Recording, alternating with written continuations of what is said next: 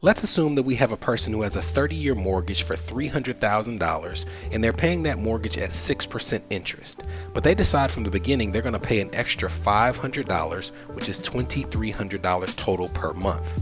Now you can see at the top of this chart that extra $500 shortens their mortgage repayment by 12 years and 4 months. So they actually end up paying this mortgage off in 17 years and 8 months. And when you look at how much money it saved them, they saved just about $160,000 worth of interest. Now let's compare that to what they would have received if they'd taken that extra $500 and simply put it in the market, say in an S&P 500 index fund. I'm going to go back and I'm going to start this repayment period in January of 1996, and we're going to have them put $500 a month into the S&P 500, stopping in August of 2013.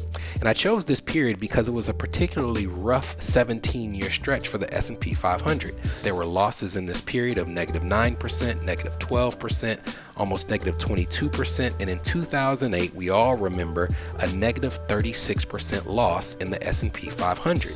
But when you look, even in this particularly rough period, they would have gotten about $180,000 by putting that money in the S&P 500.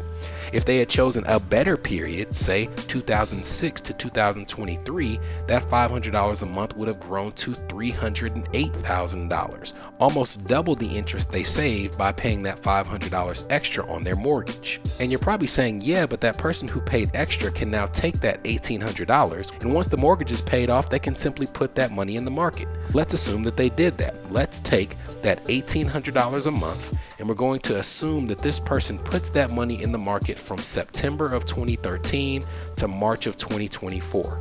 If they started at $0, then at the end of March 2024, they would have had about $467,000. But remember, we have to compare this to the person who didn't pay extra on the mortgage. They instead put $500 a month for that 17 years and grew their account to $180,000. So let's assume that they took that money and just said, after that 17 years, I don't want to put any more money aside. I'm just going to let what I have in the S&P 500 ride with no additional contributions.